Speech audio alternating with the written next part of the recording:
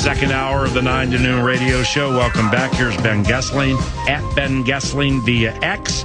Access Vikings podcast. Very good, very informative, very popular. And, of course, we have the informative super special newsletter. And Ben joins us now. I'm an Access Vikings podcast devotee.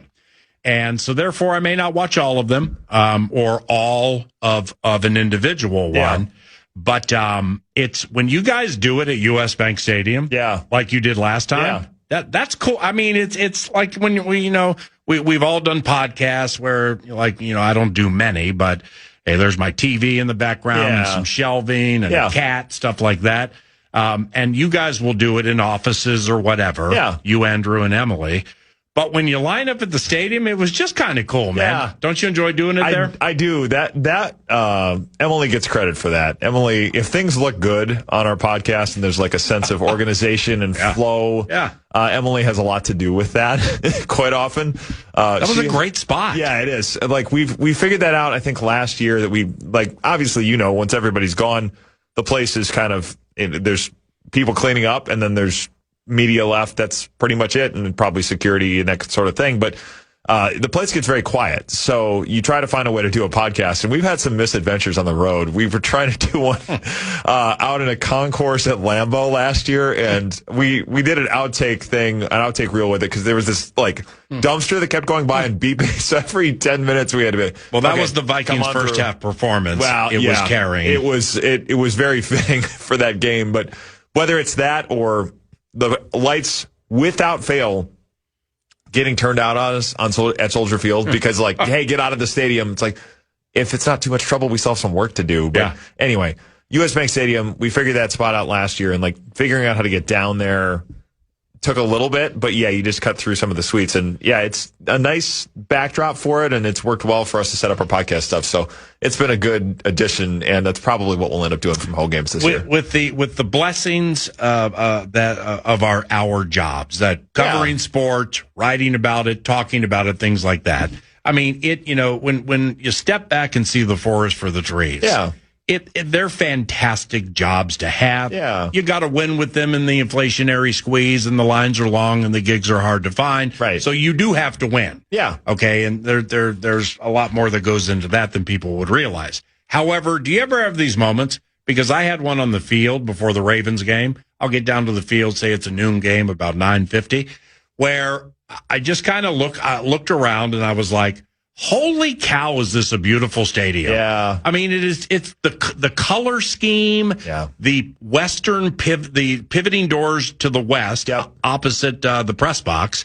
They were open. It wasn't too hot. It wasn't too breezy. Great airflow in there on Saturday. And I just looked around at the banner advertising, the ribbon and I'm like, this place is so unique and beautiful. They did such a good job. It's a unique place to cover a game. I mean, there was you see stadium rankings all over the league, and there was one just looking at the other day. It was actually a ranking of the press box meal spreads, right? 1 to 32. Nordo sent me a tweet on that yesterday. We may hit it tomorrow. It was? Yeah. Okay, see, and I'm glad you brought that up. It's better than that, personally. Right. Now, when I get there, they're prepared. So there are multiple layers to the U.S. Bank Stadium press box meal, right? Yeah. There's an breakfast. Earlier one, and then so being down in the Vox box next to the iHeart suite, I don't generally have time to get down there, and I don't eat a lot before games anyway, so I'll just pick away at whatever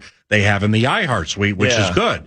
But I can smell it, and I see it, and the U.S. Bank Stadium press box spread looks pretty good. It is pretty good. And, the breakfast stuff is always great for noon games, and, they do a number of different things for different games, and, there's kind of different themes throughout the year, but it is typically one of the better ones. And just that stadium, I remember when probably one of my first years, maybe my first year of the stadium had to be, because I was at ESPN and was down on the field doing TV.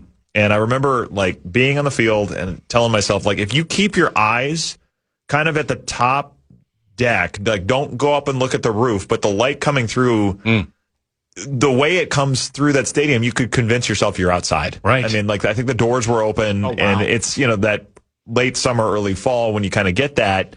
But I looked up and was like, I feel like I'm at like MetLife Stadium or something. I think was kind of the vantage point that seemed familiar. So yeah, that place is, you walk in there a lot and say, as places to call a office, so to speak, places to cover games on a weekly basis. And I think I've been at all but 2 games, preseason, regular season, postseason at US Bank Stadium. It's a pretty awesome place to be able to work every week. Now, conversely, where you will be week 2. Now, I've never been to the Chicago Bears press box You're not missing much. Well, the Vox box is it's like the old school one before the renovations. It's low level with the coach's bias. No, got Kevin Harlan to the left, national radio, Joniak and Thayer to the right. It's about probably 30, 40 feet behind the Bears bench. Yeah. But I can see up in that far corner to where the scribe works, and it's enclosed. Yeah. Is that the worst press box in the NFL? No.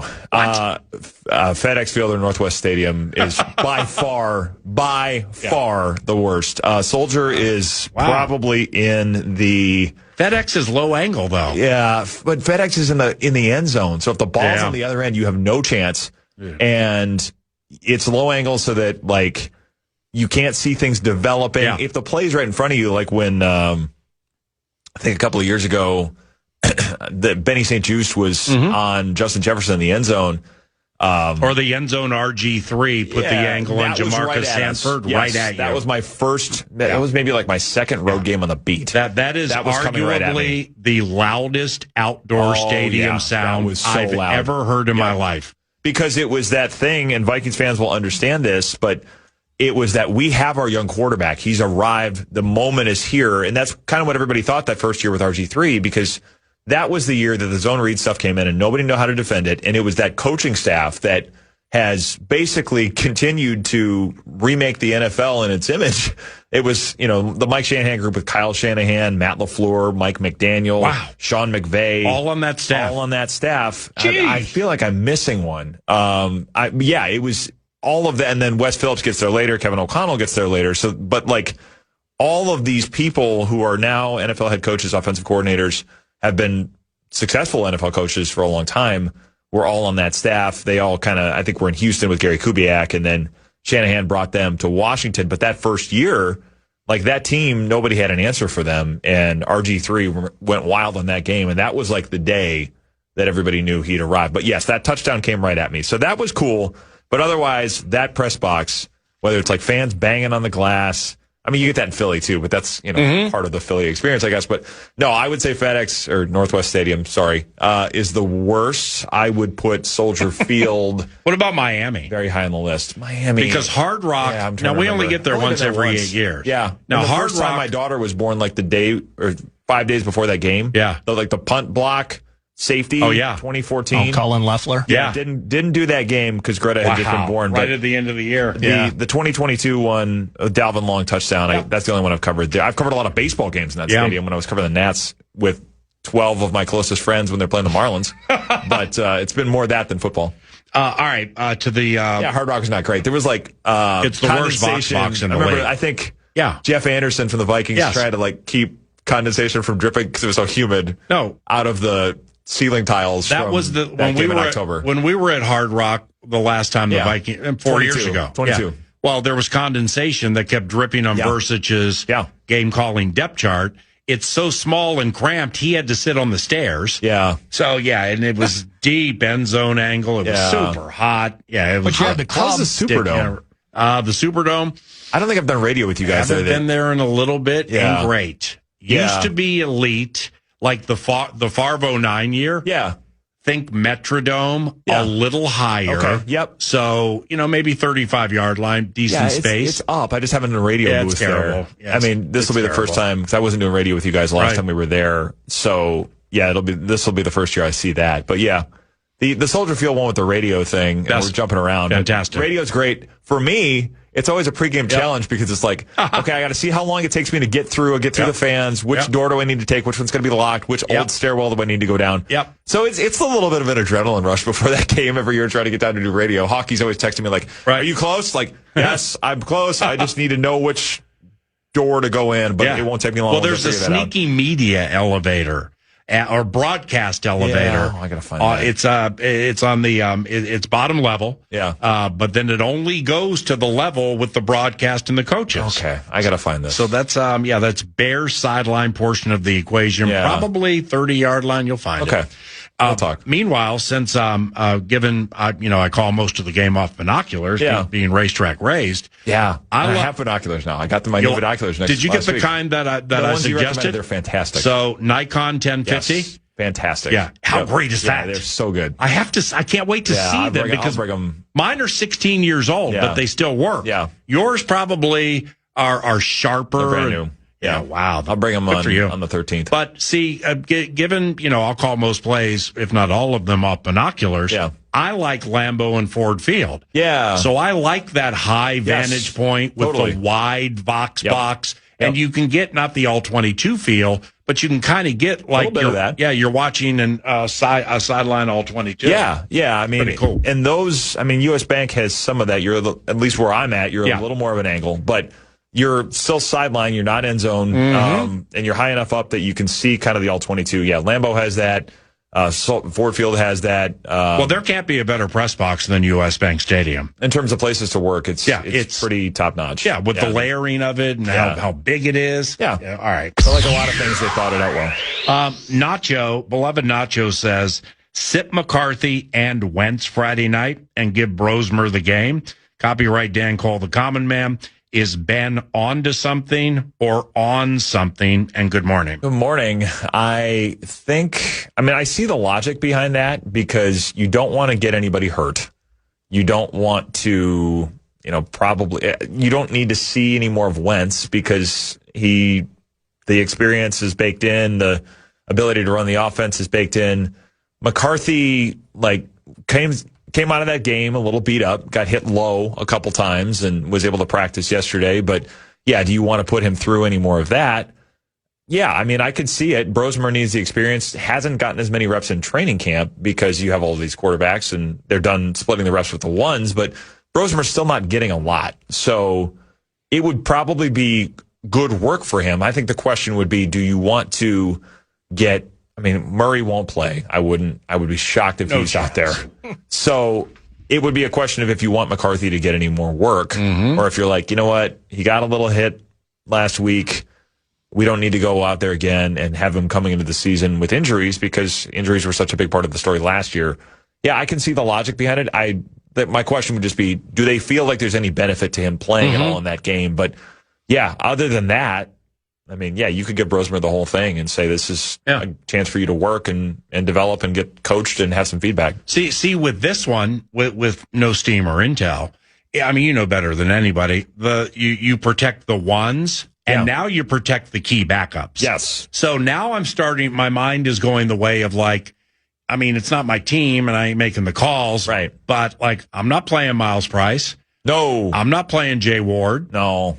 So I'm getting down. Yeah. Now Pierre and Demings, it's okay. You can play Zemiah Vaughn and whomever the entire game, but that's where I would imagine O'Connell's mind goes now is, all right, well, Jay Ward's played a lot of preseason snaps. We know he's going to play X amount of snaps on average in most games. So, I'm backing off even players like that. Yeah, and it gives you a window into what they're thinking because you go through that list of who isn't playing or who isn't dressed, and it tells you, okay, this guy, a lot of times pretty much who's made the team, but that one, especially when it's so close to cutdowns this year, I think that will play into some of the thinking because that game is a Friday and then cutdowns are Sunday and it's one set of cuts. It's not the two-stage thing that they've done in the past. So, I think it will probably be something that leads them to be even more conservative. They have that week, but, if you get soft tissue injuries or something, you don't want to say, well, we've got a week. Those things can be much longer than that. I don't think anybody wants to be messing with that stuff. So, I think, part of the reason they have not done 2 stages of cuts is it allows you to make that last game probably mostly guys that you're going to say goodbye to in a few hours after that. Okay, now off Caleb Banks, the Florida rookie, be having, a large degree of contrition. Yeah. And being honest with the paraphrasing, no, I'm not in shape. I'll be running gassers after practice. Yeah. All right. So with Banks and Citrus, with Banks and Orange, what do you think about them in this game? Well, yeah, that's an interesting question because they could use the work. It's at altitude, so you're going to have that factor in terms of conditioning. And is that beneficial, or is it something where, hey, it's going to take a little more out of you than you want? I mean, I would imagine that those guys probably play. I would think you'd probably want a little more work for them, a little more, hey, yeah, you do have to be in football shape, and this is your last chance to get some of that before the season. I would think they play. Banks, I thought on Saturday, just watching it back, like you see some things. I mean, he makes the play early in the game where he breaks into the backfield and ties the running back up for, I think it was ended up being a loss, had some help to kind of finish it off at the end. But there's some things to like. Big Citrus dropping into coverage once, which was pretty wild to see. But I would imagine those guys play because they just continue to need a little more development. So it's probably some of those things where you're drawing that line of, could this guy play? Could he sit? Yeah, he's going to make the team, but it's probably still beneficial to get a little bit of work. 9 to noon is squeezing all of the metaphorical blood out of the proverbial turnip, involving J.J. McCarthy and Carson Wentz and talkers, because for me, for us, maybe for you, after the cuts and you get 13 days in front of the border battle, I mean, we're not talking about the backup quarterback until you need to talk about the backup quarterback. So, one thing that has been, Jeremy Fowler did something Sunday on ESPN. Love Jeremy. It was more speculative, and people are talking about it around here with the talkbacks, maybe in the comments to some of your stories.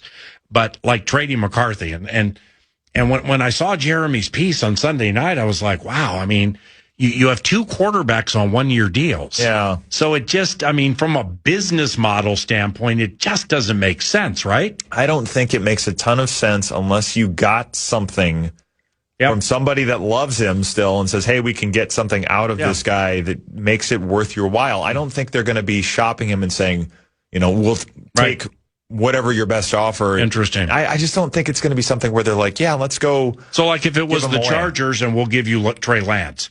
Okay, I mean, say something like that happens. Well, you're going to find out things about Trey Lance that you're probably not going to, you're going to have to work with. Yeah, I don't know if that does that much for me. But you know what I'm saying? Yeah, it's like if it's a 4th-round pick or something, maybe. But you still, like to your point, you still have quarterbacks. You still have the quarterback question. So, and there's a long way to go before they would, I think, look at him and say, yeah, we're going to go back. I mean, there's a lot of development that needs to happen. I mean, we saw it on Saturday. He makes the throw to Ty Felton, which was, a great job stepping up. And it was interesting to hear him talk after the game about that play was not really in the game plan to the extent that exists in the preseason. But he said that was a sideline thing where Wes Phillips and Kevin O'Connell said, hey, let's go to this. And probably something they'd run in the past, but the recall to be able to say, this was not on the menu, but we can run it and run it effectively. Like, that's a sign of progress. But then the red zone stuff where he misses those throws, it's like, yeah, especially the 4th down one, like you have to hit that throw. So when those things are still as prevalent as they are, I just think you have a lot of work to do with him before you get him back to the point of saying this is going to be the guy. That said, he's still 23. They believe in their ability to develop. So given the fact that they don't have quarterback contracts settled everywhere else, seeing them completely close that door would certainly be a statement if they did it. And that's why I think it's probably a little hard to see happening. But if they did trade him, it tells you just how much they're like, okay, yeah, we think this has gone as far as it's going to go here. Ben Gessling, Star Tribune, StarTribune.com. Back after this. You're listening live to Paul Out.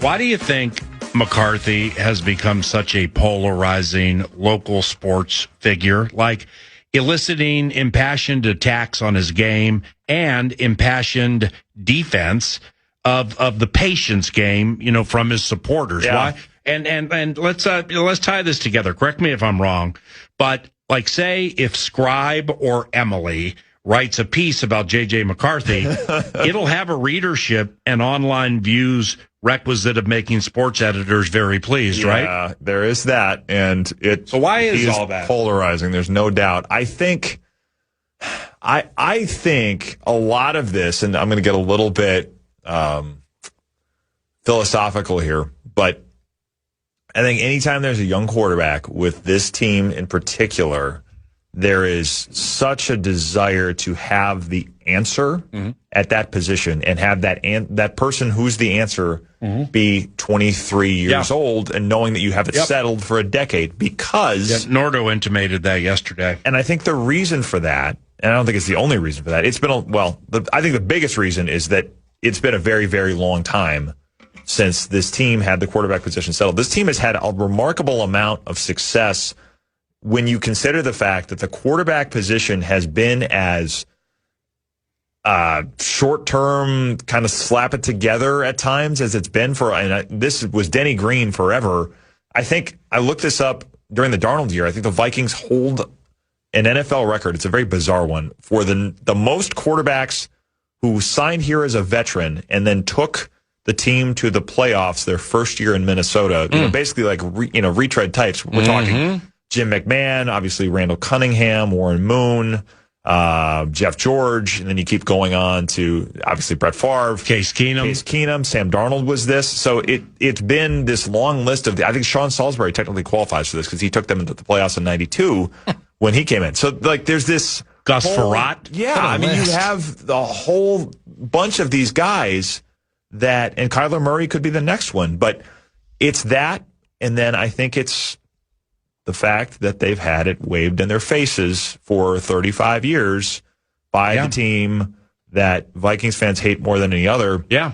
That's had, 3 starting quarterbacks plus or minus a game for Seneca Wallace or a collarbone for Aaron Rodgers. But it's been durability and consistency at that position, including 2 Hall of Famers and, Jordan Love. We'll see. I have a lot of questions about Jordan Love still, but that level of stability has been the biggest difference between the Packers and everybody else. And we're talking, over the course of decades in the division, not on a year-to-year basis, but that level of stability of, hey, we have a quarterback, we have a chance. I think Vikings fans want that, and McCarthy represented the possibility of getting it. Hey, he's young. If he represented or represents? Well, that's the question. I think right now you'd have to say represented because he's not the starter, but it's this thing of, do you close that door or say maybe we can get him back to this? So, and I think right now you have to assume that they have considered, the alternative to be the way they're going to put their energy into right now. If that becomes Kyler Murray long term or whatever happens after this year, we'll see. But I think that's the reason it's polarizing, is because there are a lot of people that want to be able to say, we got our guy. This is the guy for the next 10 years. Justin Jefferson wanted to think about this again. It's all set. And then you have people saying, well, yeah, it's a nice idea, but I can't, unsee what I see. And I think a lot of those things come into it. And he was a high-level college quarterback. He was a high-profile college quarterback. So not a player that people said, hey, didn't watch him that much, but sure, I'll get to know him. Like a lot of people had opinions on J.J. McCarthy before he came into the NFL. So I think that adds to it, too. It was a high-profile program in a highly covered metro area. So there was a lot known about J.J. McCarthy already. So if you had people that were, hey, I don't love something about him, I mean, that plays into all of it, too. So I think that's a lot of it. That's a little bit of a philosophical answer, but that's how I see it. 3 or 4 tight ends: Hawkinson, Oliver, Jurasik, and who? Well, Bartholomew would be the one that I would wonder about. What about old Marshall Lang? Yeah. Practice squad for Teasley. Yeah. One of the handful he brought here. Good point. I could see that. I mean, yes, the Teasley connections I think matter, and then I think they have things in mind for how he could fit. Bartholomew interests me because we didn't see him last year because of the back injury, and then we've seen him be a little more of a factor as a receiving threat. Not to the degree that it's going to, reinvent anything, and Urasa could be some of that too. So the question is, would they see value in keeping him? He could be practice squad as well. But if they felt like they could get Lang and Bartholomew through to the practice squad, maybe you go that way and keep 3. Yeah. There's a lot of this. I mean, we start doing this game.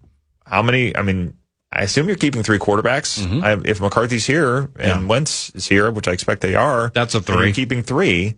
So then you start to play the game of where's the give and take. I mean, what position is accommodating that? So as you go through some of these things, you start having to make these decisions at the bottom of the roster. They've put so much time into Miles Price and playing wide receiver and pass catching. Totally. I mean, back to OTAs and minicamp. Yes. So here's the question. Do you think Miles Price plays 10 snaps or more a game at wide receiver when the regular season commences? Honestly, yes. Wow. I think because here's why. It'll be I think he'll have 10. Yeah, I start to play this out, it would require them to be in 11 or maybe even 10 personnel enough to have him on the field because those top 3 are pretty set. I do think he's going to have a role. As I think about this, you may have. I mean, I think Max Bredeson's going to play quite a bit. I think they're going to have some 2 tight end stuff, so that maybe creates fewer opportunities. But I think his role, I could see that maybe more towards the end of the season. I think that role is going to continue to grow because I think they like him as a receiver. He's done a lot of good work in training camp and in games, and they've said they still want him on returns because he's been so successful there. But you do, and I think I asked Kevin O'Connell about it last week, and I think Matt Daniels has talked about this a little bit too, that you're going to have him involved on the offense. I think there's sort of an understanding that he's going to be a bigger factor there than he's been in the past. And the thing with him is, you're going to run a lot of quick game with Kyler Murray. I think there's going to be more of that. So a guy that can catch and run. That's a good point. He can be that guy. I mean, Rondale Moore, the late Rondale Moore was that guy for Kyler Murray in Arizona. And I think they were hoping for that kind of a presence in their offense when they signed him last year. Obviously, the injury happens, and tragically he passed away before this season. But that skill set is something they've wanted, and I think Miles Price would give them some of that. So does that lead to a role for him in certain packages? I'm curious to see that. But in general, I think he's more involved on offense than he's been in the past. Do both the undrafted Jacobs make it? Safety Thomas and linebacker Roberts. I think Roberts probably is a little more of a question, but Jacob Thomas, yes, I think he makes it. I think he's played well. The way people talk about him and the way he picks things up has a little bit of a Josh Metellus vibe to it, and it's different. Metellus was a late draft pick. Thomas is an undrafted free agent, but the guy that has to make an impact by showing how astutely he's picked things up in the film room and in meeting rooms, and then probably a guy that at first is making his bones on special teams. So I think you'll see him there. I think he'll be a factor. I think of the undrafted free agent types, and they've had a lot of them make the team in the past, I think he would be the one probably at the top of the list to make it. Has the Demings steam stalled, or is he just not seeing enough game action, like stuff People coming at at him? Right, that's what I'm saying. Yeah. Well, I wonder you can read into that if you want. Yeah. Is it easy to decipher who gets that third cornerback position? Well, I guess the question would be, where does James Pierre fit into things? But Demings, I think nobody throws at him. Well, yeah, it's Demings Island. And that's probably not anything to figure out from game planning for that yet. But there was a moment, I think, on Saturday where he's up in press coverage and he does it well and basically reroutes a guy, throws off the timing. And I think if you can get a guy that's doing that, he's not afraid to go get up in a receiver's face and press him. So, I think he's been impressive in practices. I think, you don't see him much in games, but there's a lot of people in that building that like him and the way he goes about things. So, I think he's going to be somebody we see on the field.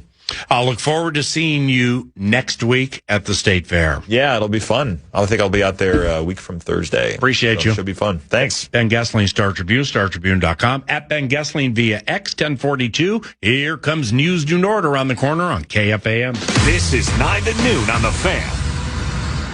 Game day starts at Hy-Vee. Before you fire up the grill, stock up on all your tailgating. Feeling the felt, poker, blackjack, and table games. Cool music there. Feels like every freaking night there's a new bit at the amphitheater, and the amphitheater rocks. Oh, yeah, and they got live racing going on as well. So it's an absolute party down in Shakopee. Go to CanterburyPark.com. Friday, we have music at Canterbury on the stage there. So the racetrack side of the equation. Oh, sweet. Here come the mummies. For real? It's called Here Come the Mummies. CanterburyPark.com for tickets. Live music Friday night. Here come the mummies. The band is Here Comes the Mummies? Yeah, so of course for the last month and a half, I've walked around saying, Here come the mummies. Yeah, I Here come the babies.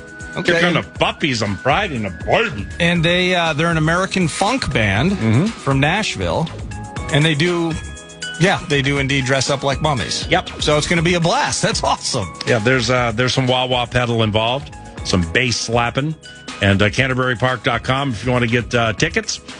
Here come the mummies Friday night, Canterbury Park.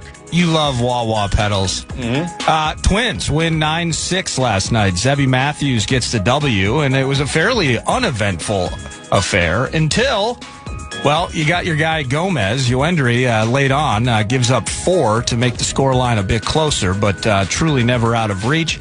The Minnesota Twins now 4 games under 500, but back in the win column after getting swept in San Diego. They have a couple more starting this evening. I believe it's Taj Bradley on the mound, and they're 2 games out of the wild card spot. And that's how, when you were talking with Thad earlier. I mean, geez, like one loss will drop you below the Jays and the Orioles and put you back into Mariners territory. 1 win can jump you ahead of the Astros and get you within a game of the Guardians for the final wild card spot. So that's how tight this is. And as I mentioned earlier, too, the Twins, 13 games under 500 against National League opponents this year, 16-29. Just 3 games against an NL team left, 1 series against San Francisco near the end of the season. They're 9 games above 500 against the American League. So the power imbalance in 2026, to Thad Levine's own wording, unprecedented, it feels like, in a very long time. So go handle things against these Athletics in Sacramento. So the National League has been thoroughly dominating the American League in interleague play. Yeah. So let's say we were in the 702 and we weren't going to handicap the games or the pitchers or the injuries, and we just blindly were going to play National League over American League no matter the numbers. Okay. So let's see how we would have done yesterday. All right, Boston at Miami. We would have, in fact, like say we were going to we were going to give a run and a half. Ooh. And take all that fat plus money because they're dominating so much. Yeah. Boston beat Miami 4-2. Okay. We would have housed that. Philadelphia lost 9-2 at Seattle. Ooh. We would have gotten house there. And that's about it. I think those are the only 2 interleagues. So let me go the day before for Sunday. Well, we got housed by the Padres. Yeah, let's just go ahead and forget this whole thing. Holy cow. Probably would have been stuck $1,000 with play money. But yesterday, if you were going to try and snatch the plus money in the 2 games there were, you got paid. So I guess that's the moral of the story, right? Correct. Betting into the tidal wave of National League dominance. Here we go. Let's see. Washington, no. All right. Oh, geez. The White Sox beat the Mets. Okay. So we're negative there. Cleveland beat Colorado 7-2. So we got that 1.5. Boston beat San Francisco 5-4. We won, but we didn't get paid. Cubs beat Seattle 19-2. We got paid. Twins lose 8-1. We got stuck. And that's it. So Cubs beat... What's that talking about? This ain't that great. Twins tonight, hopefully. The Cubs beat Seattle 19-2. NL beats American League 19-2. I just couldn't figure out whether we were getting paid on the American League bucking that trend, or in this case. Oh, no, we're riding NL. We're riding NL. Yeah, we would ride NL. Oh, yeah, because I said earlier Boston, right. So I'm back on it. I got it now. Yep, I'm back off it because the whole bit sucks. 3-2. But again, opportunity is knocking right now for the Minnesota Twins to take advantage of this AL, take advantage of these divisional matchups that are going to be starting this weekend, which will be fun. How about some NFL news? This one's kind of weird, and I didn't initially understand it. Turns out the owner of the San Francisco 49ers is originally from Youngstown, Ohio, and has family there. Because initially I hear, hey, Jed York, owner of the San Francisco 49ers, he's found in a mobile home park in East Palestine, Ohio, soliciting a prostitute. I was trying and failing to make that connection, but the connection is, I believe, he has family in that area. He pled no contest. I think he's related to Eddie DeBartolo, the former owner of the 49ers, who was from Youngstown, Ohio. Yeah, so his mom is a DeBartolo. Okay. Married a York. Yeah, I think that's the connection there. And I think Jed ended up with the team because DeBartolo became immersed in some type of controversy where he got popped for paying like $500,000 to get a casino license. Was that Ed DeBartolo? It might have been Eddie DeBartolo. So then, like the York group moved in, and here we are. Right, Ed DeBartolo. So with the prostitution side of the equation, he got hit with extortion and other charges for trying to get some riverboat casino license bit. Yeah, but there's some type of trafficking that's tied to Jed York and the Mahoning Valley and the trailer park and where he was. Yeah, I don't think he was necessary. I think there was a trafficking agency that's trying to clamp or tamp down some of what is taking place. Sadly, in that area there. But poor decision making. So there we go. There to the NFL/college football PA, the Big Ten is set to pass a rule today. Well, I mean, if you want to get PFTA, we on York, what's the NFL going to do? Because he owns a team. Right. So they're under different parameters than players and personnel. So was there going to be a suspension like Stephen Ross, which is something with the owner of the Dolphins, which, kind of triggered when Flores was there, having people meet with Tom Brady, trying to lure him allegedly to come to the Dolphins. Yeah. He might have been suspended half a season. Or he might have had to miss like half a season or something. Well, let me see. Let's transition from Ed DeBartolo and Riverboat Casinos to Robert Kraft and his suspension for when he was found in a certain spot in Jupiter, Florida. Wow. Let's see here. That was day of AFC title game. Morning of AFC title game, he's at illicit massage parlor, East Coast, and flies private jet to Kansas City. Oh, yeah, it was the AFC. Yeah, correct. To sweat the AFC title game. According to a quick, I don't think he ever received a formal suspension or fine. That's what I'm getting right out of the gates. So as long as, outside of soliciting, maybe no other things took place, then maybe that would be a similar path for Jed York. Who knows? Years change things. To the Big Ten. The Big Ten is passing a rule maybe today that does not allow players to return from the NFL and play for one of its schools. So I don't know if you've been following this. Cut down day, players being waived. Taki Taimani was waived by the team yesterday. And so injury settlement. Jonathan Harris, and then there's a tight end whose name's on the tip of my tongue. Yeah. They are joining the team. Like Matt Lauder or something. There we go. Cleveland's Daquan Wright and New Orleans' Xavier Harris. They're done with their teams. They're going back to LSU. They're going back to school. Blows me away. It's unbelievable, right? Well, when I started reading it last week, I couldn't believe what I was reading. I'm like, wow, where'd this come from? So the NCAA has apparently there's either an injunction or a court order that is causing issues here in this loophole where it's granting athletes an unexpected 5th year of eligibility. The players can regain that eligibility if they terminate their pro contracts and repay any pro earnings. So maybe it's, hey, I gotta give $100,000 back to the Browns, but I'm going to get $200,000 in NIL money with you to go hang out in the bayou with Lane Kiffin. The connection there, they both played for Kiffin at Ole Miss. And so the NCAA in a statement says that this is having or going to have a destabilizing effect on college sports. It sounds insane to me. The idea, well, I mean, I guess if you pay back your earnings, it's a good spot maybe for a fringe player. You know, nobody's given back that $3 million signing bonus probably to go back to college, but it's kind of an odd thing. You picture the pathway and the funnel going upward, not downward, as it pertains to that. See, I still need to change my face because when I was looking at that, when it started to pop up within the last 2.5 weeks, I immediately thought, all right, so let's say here, 91 Smith Vilbert. Okay. That was a college free agent signing.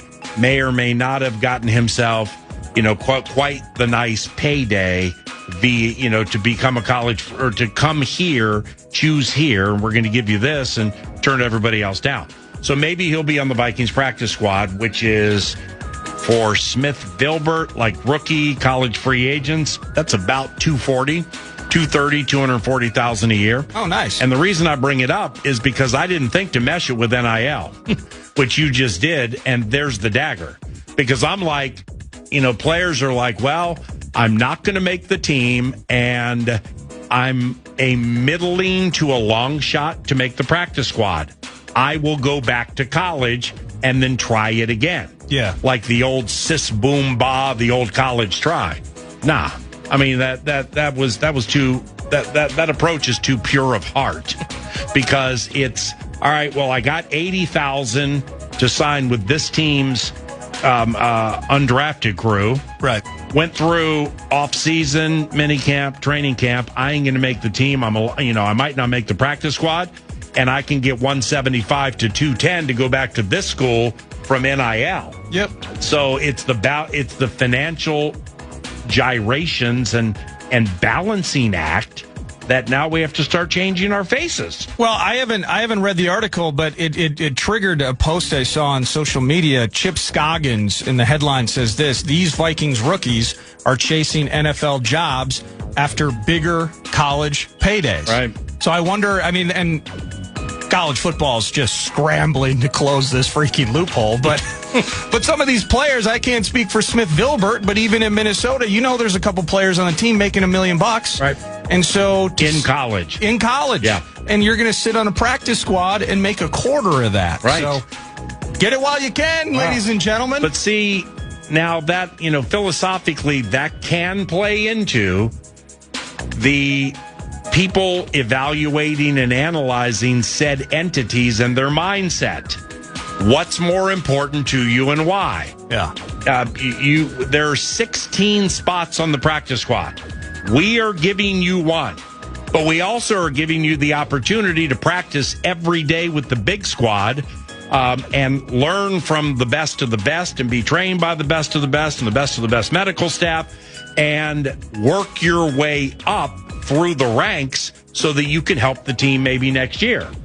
Or for an additional $385,000 before taxes, you can go do this. This is before taxes. Well, hey, take it from somebody who's been in a 1099 world for a while. Those are 1099s and they ain't great. No, they're not. So for these guys, it's up in the 40 some odd % range. So really, a 4 is a 2 and small change. Yep. So they may look at it like, so really this matters more to you than chasing this?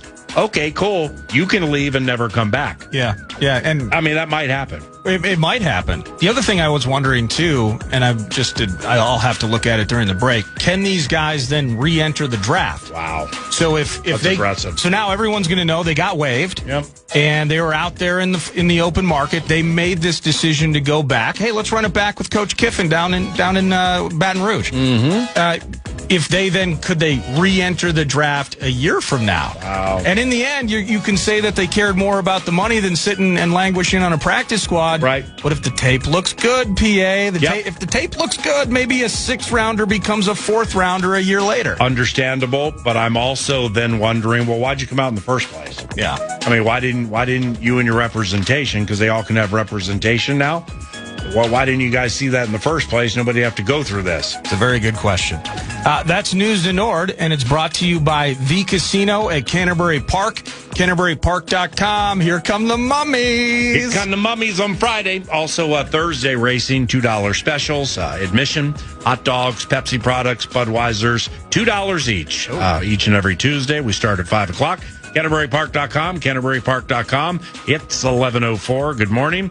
It's a Northern Fire Talker Tuesday, which means talkbacks with a prize. We are going to run a bevy of talkbacks next segment and start pondering who gets the prize and why. After that, a shorty called Best of the Lousiest. We're going to drop this in here because I wrote it out last week and I don't want to waste my time. And then 40 minutes from now, the Owl Roofing post-game. Thank you, Owl Roofing. And thank you for listening to FM 100.3 KFAN. You're listening live to Paul Allen at 9 to noon on iHeart.